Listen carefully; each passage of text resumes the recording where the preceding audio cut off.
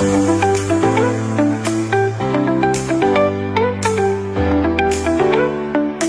guys, so the last time I was single, I was 27.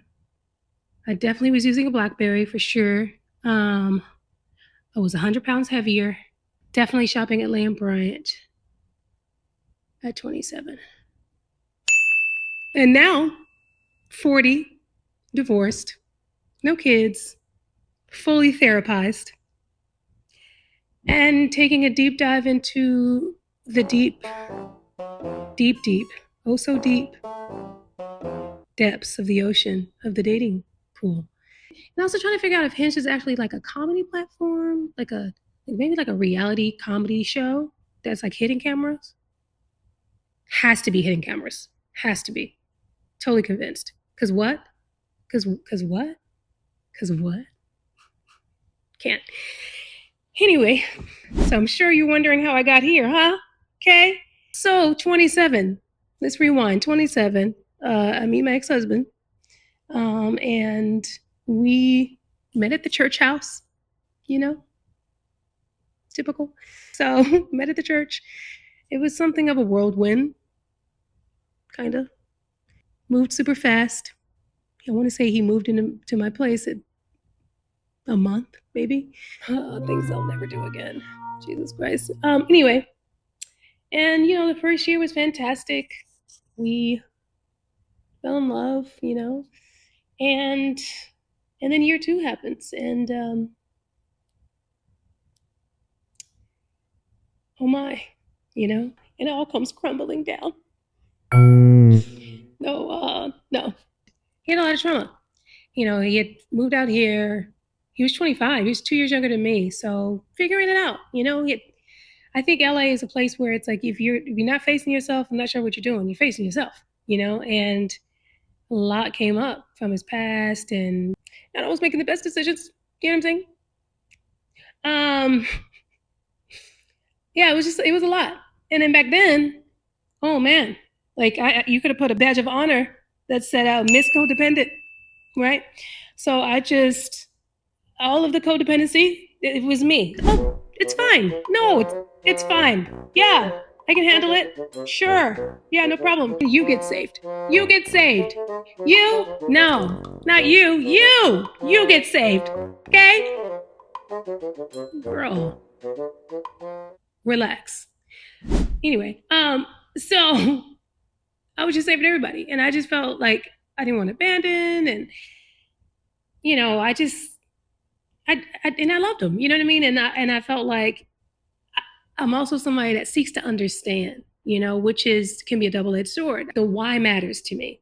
And for me, the why matters, like, okay, why are you doing these things? Why are you showing up in this way? And it was like, oh, okay, got it. It was a lie. It was a lot. So yeah, there's stuff, right? And also I had my stuff, right? I struggled with vulnerability. Like I didn't know how to ask for what I need. I didn't know because I didn't know what I need. I didn't know how to be honest with myself because I was so busy saving everybody else. That mirror, it's hard to see that, right? So it was we both had some things. So yeah, we stayed together for 8 years and then decided to get married. Because that's what you do, right? Yeah. Oh God, and then the pandemic happened. The pandemic. Oh, you dirty bastard. Well, in one regard, yes, but in one regard, it was the best thing that ever happened to me because that was the first time I was forced to be still and I faced my stuff. Like I was asking myself so many hard questions, like, how did you end up here, girlfriend? What's happening? How much of my life have I leaned into because of what I was told to lean into and what I thought was right? Because, oh God, did I suffer with perfectionism? And how much of it is actually for me? Like, what is it I want? Like career stuff. I'm not just talking about career, relationship, friendship dynamics, so many things. I was just like, I'm not happy. That's not a good feeling. So let's unpack that.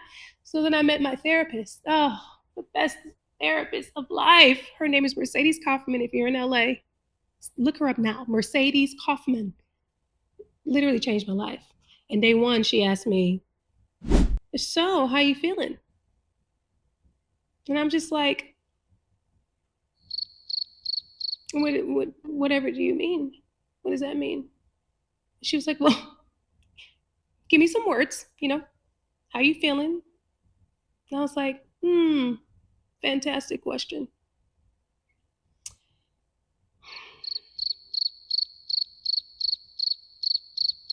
Not sure. And so she was like, you're numb. And I was like, get out my business. Oh God, man. And I just, all of the tears. And she just started to unpack my entire life.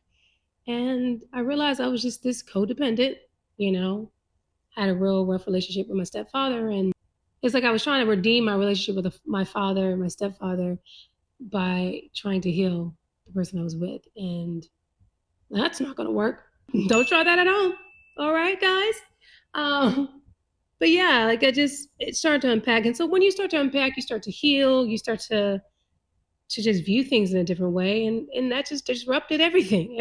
And so I left. And when I tell you I left. Like 2 weeks later, I moved to Atlanta. That's how serious and out I was. Because what I've also realized about myself, when I'm done, I'm done. I will give you chance after chance. I am long suffering. But once it's done, it's done. So I left. I moved to Atlanta. Drove to Atlanta with my best friend and started a new life. And then I became a hoe. You know what I'm saying? Okay, I'm kidding. Well, kinda. So first year and a half, the thing about me was like I was never the kid to do the wrong thing. Drinking, smoking, partying, sneaking out, cussing people out. Like I was Miss Perfect in all of her ways. Okay, at least so I thought. So for me, like I was in such a space of like I just don't care anymore about anybody's opinion. I don't care about judgment. Judge me. Judge me. I don't care. I don't care. And so I was like, I'm doing any and everything that I want to do. Any and everything that I want to do that I've never done. And so, I lived a life. Okay. Judge your mama. Okay. Not me. Um, and yeah. Some things I will do again, some things I'll never do again. All right. One thing I'll say that I did that I have never done, and it's funny that I'm saying this out loud, but I don't care, as we stated. But I definitely had a one night stand because for whatever reason, in my mind, I was like, I've never had a one night stand. What does that even feel like? Is it possible for me to be that person? And I did it, right? So I was in New York. I was on tour at the time, and I was having dinner with a friend, and there was a lovely Puerto Rican man sitting over there at the bar. And that thing you do, I'm looking at you, you're looking at me, I'm looking at you, you're looking at me. And so then he sends some drinks over to the table. And I said, well, isn't this cute? Very New Yorky, you know? And then he comes over, introduces himself, and then we exchange numbers. And right after he left, he texts me and he was like, hey, what are you doing tonight? I'm getting off work at like, I don't know, like 11. And I was like, funny you should ask. I'm not doing anything. Come on over to the hotel. Girl, please. Lord Jesus. I was living a life. Anyway, I'm just taking all of the risks. Oh God, do not advise. So he comes up, he has, some tequila and some snacks and stuff. And so, yeah, I was just sitting there chatting and man, God, he learns that I do music and that I'm a singer. And then he was like, oh my God, can you sing for me? Oh my God, I've always wanted to be a singer. Oh God, I love music. Oh, this is kind of music I used to want to be a musician. I've done, and I was like, oh God. How? did we get here? How? How? And so then he becomes Chatty Cathy for all of probably 45 minutes because that turned into then how he was raised in the Bronx, because he's Puerto Rican after all. And raised in the Bronx, he wanted to have a career, but then that went awry because family, responsibility, all of the things. And I'm just thinking, this was not the setup. This is not the way that this is supposed to go in my mind. This wasn't the fantasy. So anyway, finally we get to it, right? Pulls out the condom and, sorry, TMI, then, start kissing and then, and then nothing happens because unfortunately he could not perform that evening. I said, you all right? You okay? You all right? Everything okay? You okay? He was like, no, I'm good. I'm good. Oh, no.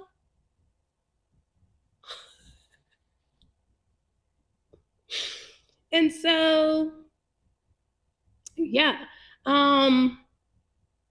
it's very awkward very quickly. And he just couldn't do it, right?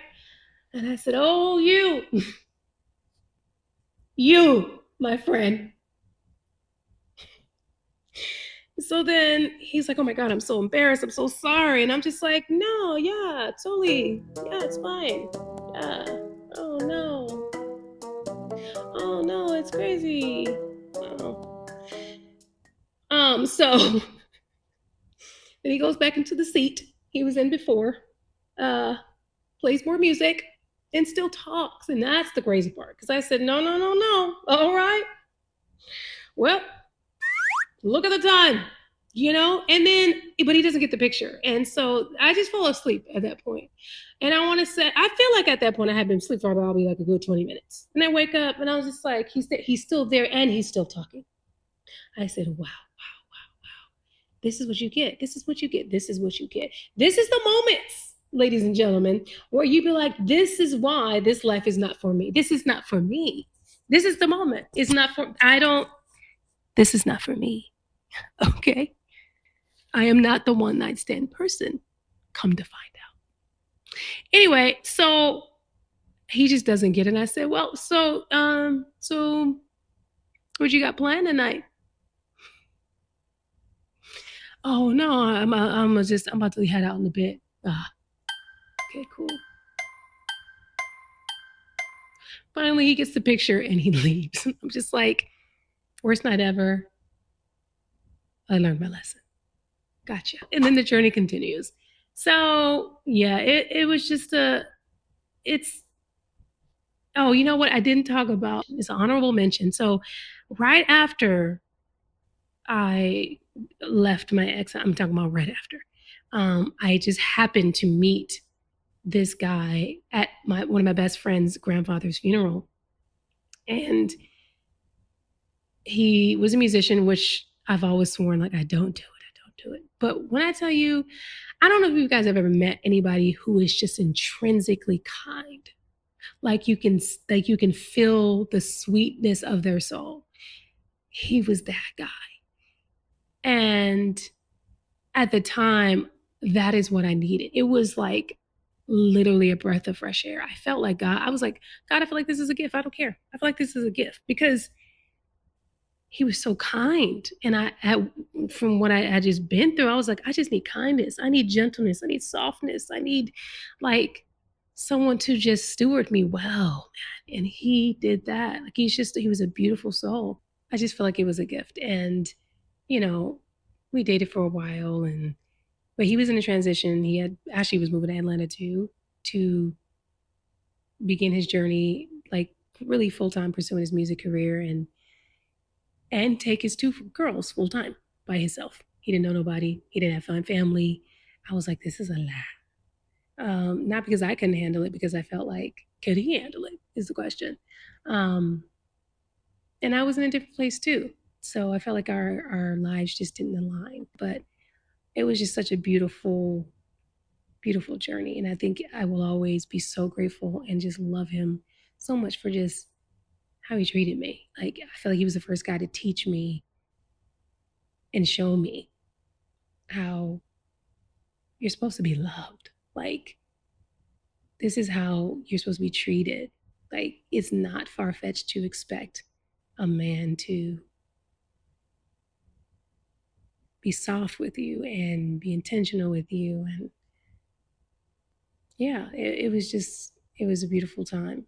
And in my journey, I've had, some good moments with men, some guys, and not so good ones. So anyway, um, so yeah, and so here I am, still on the search.